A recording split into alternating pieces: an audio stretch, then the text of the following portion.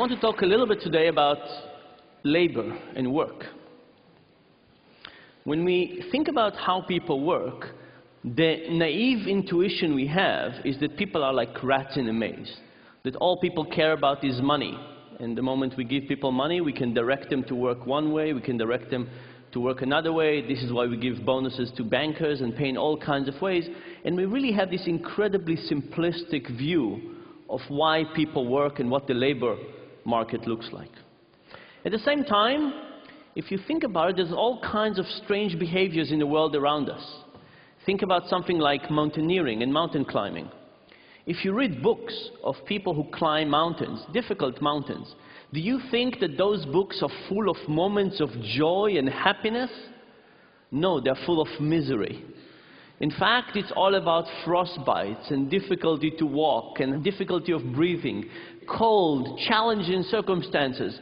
And if people were just trying to be happy, the moment they would get to the top, they would say, "This was a terrible mistake, I'll never do it again. Instead, let me sit on the beach somewhere drinking mojitos." But instead, people go down, and after they recover, they go up again. And if you think about mountain climbing as an example, it suggests all kinds of things. It suggests that we care about reaching the end, a peak. It suggests that we care about the fight, about the challenge. It suggests that there's all kinds of other things that motivate us to work or behave in all kinds of ways. And for me personally, I started thinking about this after a student came to visit me. This was a student that was one of my students a few years earlier, and he came one day back to campus, and he told me the following story. He said that for more than 2 weeks, he was working on a PowerPoint presentation.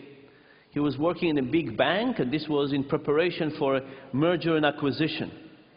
And he was working very hard on this presentation. Graphs, tables, information. He stayed late at night every day. And the day before it was due, he sent his PowerPoint presentation to his boss, and his boss wrote him back and said, "Nice presentation, but the merger is cancelled." And the guy was deeply depressed. Now, at the moment when he was working, he was actually quite happy.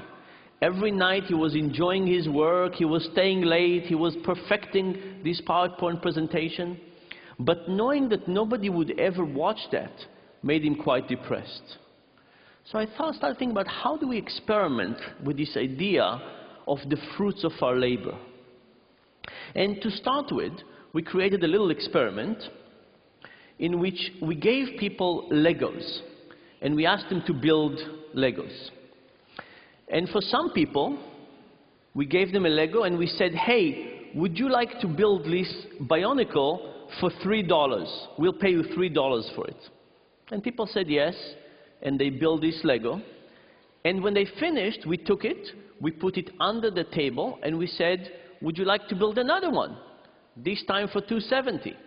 If they said yes, we gave them another one, and when they finished, we asked them, "Do you want to build another one for $240, $210, and so on," until at some point people said, "No more. It's not worth it for me." This was what we called the meaningful condition. People build one Bionicle after another. After they finished every one of them, we put them under the table, and we told them that at the end of the experiment, we will take all these Bionicles, we will unassemble them, we will put them back in the boxes, and we will use it for the next participant. There was another condition. This other condition was inspired by David, my student. And this other condition we call the Sisyphic condition. And if you remember the story about Sisyphus, Sisyphus was punished by the gods to push the same rock up a hill. And when he almost got to the end, the rock will roll over and he would have to start again. And you can think about this as the essence of doing futile work. You can imagine that if he pushed the rock on different hills, at least he would have some sense of progress. Also, if you look at prison movies, sometimes the way that the guards torture the prisoners is to get them to dig a hole, and when the prisoners finish, they ask them to fill the hole back up and then dig again. There's something about this cyclical version of doing something over and over and over that seems to be particularly demotivating. So in the second condition of this experiment, that's exactly what we did. We asked people, would you like to build one Bionicle for $3? And if they said yes, they build it. And then we asked them, do you want to build another one for 270? And if they said yes, we gave them a new one. And as they were building it, we took apart the one that they just finished. And when they finished that, we said, would you like to build another one? This time for 30 cents less. And if they said yes, we gave them the one that they built and we broke. So this was an endless cycle of them building and we destroying in front of their eyes. Now what happens when you compare these two conditions? The first thing that happened was that people built many more Bionicles. They built 11 versus 7 in the meaningful condition versus the Sisyphus condition. And by the way, we should point out that this was not big meaning. People were not curing cancer or building bridges. People were building Bionicles for a few cents. And not only that, everybody knew that the Bionicles would be destroyed sooner, quite soon, right? So there was not a real opportunity for big meaning, but even the small meaning made a difference. Now, we had another version of this experiment. In this other version of the experiment, we didn't put people in this situation. We just described to them the situation, much I'm describing to you now, and we asked them to predict what the result would be. What happened? People predicted the right direction, but not the right magnitude. People who were just given the description of the experiment said that in the meaningful condition, people would probably build one more Bionicle. So people understand that meaning is important, they just don't understand the magnitude of the importance, the extent to which it's important. There was one other piece of data we looked at. If you think about it, there are some people who love Legos and some people who don't. And you would speculate that the people who love Lego will build more Legos even for less money, because after all, they get more internal joy from it. And the people who love Legos less will build less Legos because the enjoyment that they derive from it is lower. And that's actually what we found in a meaningful condition. There was a very nice correlation between love of Lego and the amount of Legos people built. What happened in the Sisyphic condition? In that condition, the correlation was zero. There was no relationship between the love of Lego and how much people built, which suggests to me that with this manipulation of breaking things in front of people's eyes, we basically crushed any joy that they could get out of this activity. We basically eliminated that. Soon after I finished running this experiment, I went to talk to a big software company in Seattle. Can't tell you who they were, but they were a big company in Seattle. And this was a group within the software company that was put in a different building, and they asked them to innovate and create the next big product for this company. And a week before I showed up, the CEO of this big software company went to that group, 200 engineers, and canceled the project. And I stood there in front of 200 of the most depressed people I've ever talked to. And I described to them some of these Lego experiments, and they said they have felt like they have just been through this experiment. And I asked them, I said, how many of you now show to work later than you used to? And everybody raised their hand. I said, how many of you now go home earlier than you used to? And everybody raised their hand. I asked them, how many of you now add not so kosher thing to your expense reports? And they didn't really raise their hand, but they took me out to dinner and showed me what they could do with the expense reports. And then I asked them, I said, what could the CEO have done to make you not as depressed? And they came up with all kinds of ideas. They said the CEO could have asked them to present to the whole company about their journey over the last 2 years and why they decided to do. He could have asked them to think about which aspect of their technology could fit with other parts of the organization. He could have asked them to build some prototype, some next generation prototype, and see how they would work. But the thing is that any one of those would require some effort and motivation. And I think the CEO basically did not understand the importance of meaning. If the CEO, just like our participants, thought that the essence of meaning is unimportant, then he would care. And he would tell, well, the moment I directed you in this way, and now I'm starting directing you in this way, everything would be okay. But if you understood how important meaning is, then you would figure out that it's actually important to spend some time, energy, and effort in getting people to care more about what they're doing. The next experiment was slightly different. We took a sheet of paper with random letters, and we asked people to find pairs of letters that were identical next to each other. That was the task. And people did the first sheet, and then we asked them if they want to do the next sheet for a little bit less money, and the next sheet for a little bit less money, and so on and so forth. And we had 3 conditions. In the first condition, people wrote their name on the sheet, found all the pairs of letters, gave it to the experimenter. The experimenter would look at it, scan it from top to bottom, say, uh-huh, and put it on the pile next to them. In the second condition, people did not write their name on it. The experiment looked at it, took the sheet of paper, did not look at it, did not scan it, and simply put it on a pile of pages, right? So you take a piece, you just put it on the side. In the third condition, the experimenter got the sheet of paper and directly put it into a shredder. What happened in those 3 conditions? In this plot, I'm showing you at what pay rate people stopped. So low numbers means that people worked harder. They worked for much longer. In the acknowledge condition, people worked all the way down to 15 cents. At 15 cents per page, they basically stopped this effort. In the shredder condition, it was twice as much, 30 cents per sheet. And this is basically the results we had before. You shred people's effort, output, you get them not to be as happy with what they're doing. But I should point, by the way, that in the shredder condition, people could have cheated. They could have done not so good work because they realized that people were just shredding it. So maybe the first sheet you would do a good work, but then you see nobody is really testing it, so you would do more and more and more. So in fact, in the shredder condition, people could have submitted more work and get more money and put less effort into it. But what about the ignored condition? Would the ignored condition be more like the acknowledge or more like the shredder or somewhere in the middle? It turns out it was almost like the shredder. Now, there's good news and bad news here. The bad news is that ignoring the performance of people is almost as bad as shredding their effort in front of their eyes. Ignoring gets you a whole way out there.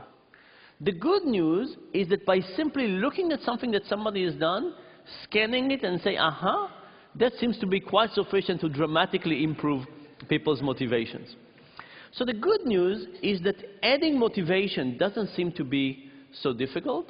The bad news is that eliminating motivation seems to be incredibly easy, and if we don't think about it carefully, we might overdo it. So this is all in terms of kind of negative motivation or eliminating negative motivation. The next part, I want to show you something about the positive motivation. So there is a store in the US called the IKEA. And IKEA is a store with kind of okay furniture that takes a long time to assemble. And I don't know about you, but every time I assemble one of those, it takes me much longer, it's much more effortful, it's much more confusing, I put things in the wrong way.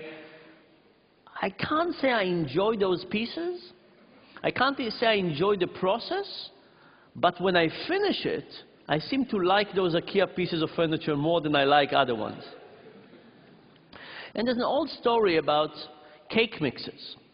So when they started cake mixers in the 40s, they would take this powder and they would put it in a box and they would ask housewives to basically pour it in, stir some water in it, mix it, put it in the oven, and voila, you had cake.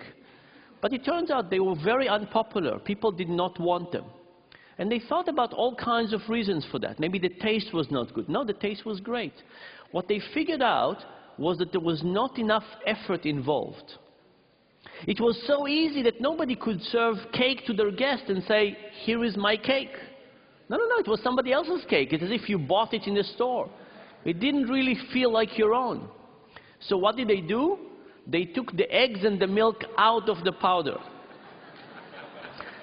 Now, you had to break the eggs and add them. You had to measure the milk and add it, mixing it. Now it was your cake. Now everything was fine.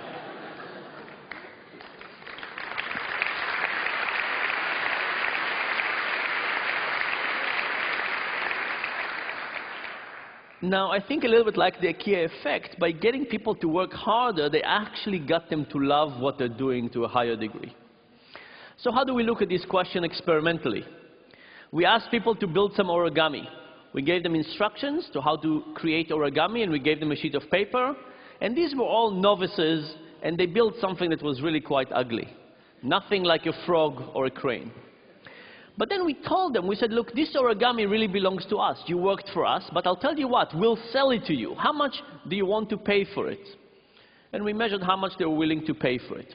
And we had two types of people. We had the people who built it, and we had the people who did not build it and just looked at it as external observers. And what we found was that the builders thought that these were beautiful pieces of origami, and they were willing to pay for them 5 times more than the people who just evaluated them externally. Now, you could say, if you were a builder, do you think that, oh, I love this origami, but I know that nobody else would love it? Or do you think, I love this origami, and everybody else would love it as well? Which one of those two is correct? Turns out the builders not only loved the origami more, they thought that everybody will see the world in their view. They thought everybody else would love it more as well. In the next version, we tried to do the IKEA effect. We tried to make it more difficult. So for some people, we gave the same task.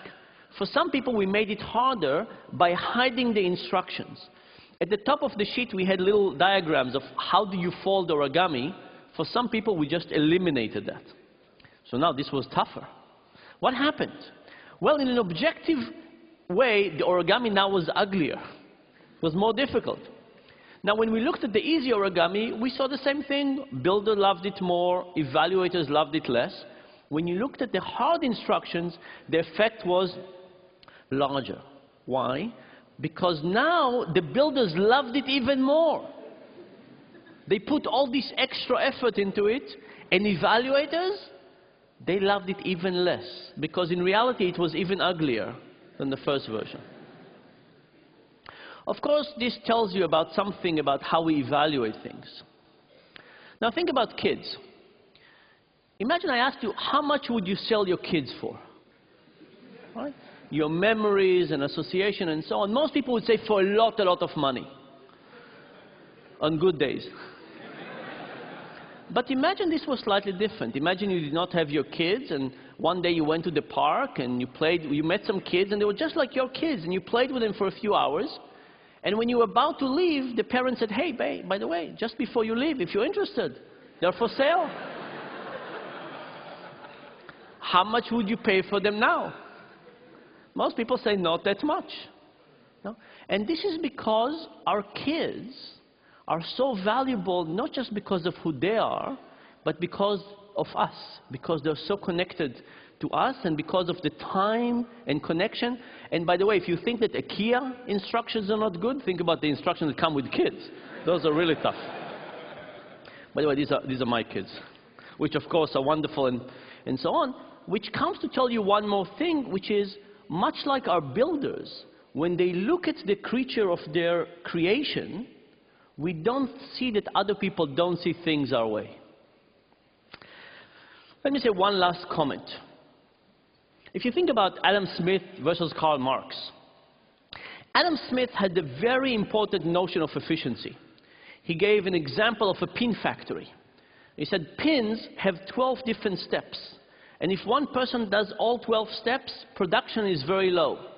But if you get one person to do step 1 and one person to do step 2 and step 3 and so on, production can increase tremendously.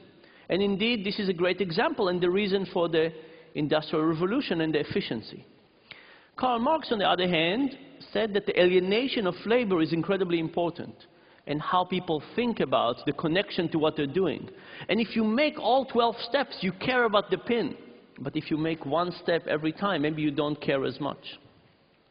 And I think that in the Industrial Revolution, Adam Smith was more correct than Karl Marx. But the reality that we've switched, and now we're in the knowledge economy. And you can ask yourself, what happens in the knowledge economy? Is efficiency still more important than meaning? I think the answer is no. I think that as we move to situations in which people have to decide on their own about how much effort, attention, caring, how connected they feel to it, are they thinking about labor on their way to work and in the shower and so on, all of a sudden, Mark has more things to say to us. So when we think about labor, we usually think about motivation and payment as the same thing. But the reality is that we should probably add all kinds of things to it, meaning, creation, challenges, ownership, identity, pride, etc. And the good news is that if we added all of those components and thought about them, how do we create our own meaning, pride, motivation, and how do we do it in our workplace and for the employees, I think we could get people to both be more productive and happier. And thank you very much.